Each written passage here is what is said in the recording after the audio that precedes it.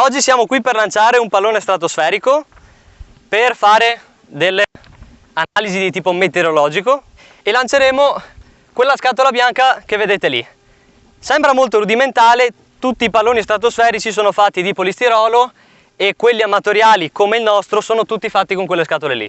All'interno della scatola ci sono due moduli che sono indipendenti tra di loro, che sono il modulo di navigazione, che è un'elettronica costruita da noi, programmata un po' sempre da noi dell'ATS e un po' da Meteo in Veneto, e praticamente servirà per far esplodere il pallone alla quota che abbiamo previsto di arrivare, che nel nostro caso è di 3300 metri. Era previsto un volo fino a 4 km, ma per questo vento, per evitare di andare in Romea, perché qui il vento tira verso in là, sopra tira verso in là, abbiamo dovuto abbassare la quota. Gli obiettivi sono quelli di lanciare ovviamente la sonda, arrivare ad una quota di 3200 metri e se possibile recuperarlo ovviamente. Modulo scientifico, quindi appunto è fatta da un modulo di temperatura, all'interno c'è un barometro, quindi legge la pressione, un igrometro, quindi legge l'umidità, e poi c'è un GPS molto preciso che ovviamente ci aiuterà a recuperare la sonda. Allora, non sarò un tecnico come Tommaso, perché quando ho sentito parlare mi ha subito affascinato. Mi è venuto a trovarmi un giorno in comune con Domenico, perché si conoscevano già, e ho conosciuto questo ragazzo entusiasta di quello che stava facendo e delle idee che aveva.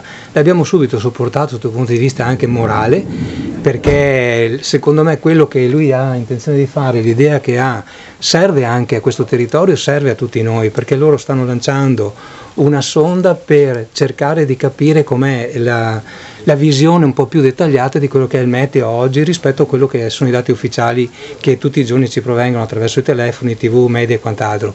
Anche Zaia ne ha parlato, è un'eccellenza del nostro territorio, questo ragazzo giovanissimo, ricordiamo, perché è presente anche la regione. Bene, allora diciamo che l'hai detto tu, nel senso che Tommaso è stato protagonista della rubrica Veneto Creators proprio di Luca Zaia della regione Veneto. Evidentemente anche il nostro presidente, come spesso fa, è anche un talent scout, quindi ha trovato in Tommaso quel quid, quell'X factor che possiamo vantarci di avere. È vero, ma è deltina di adozione.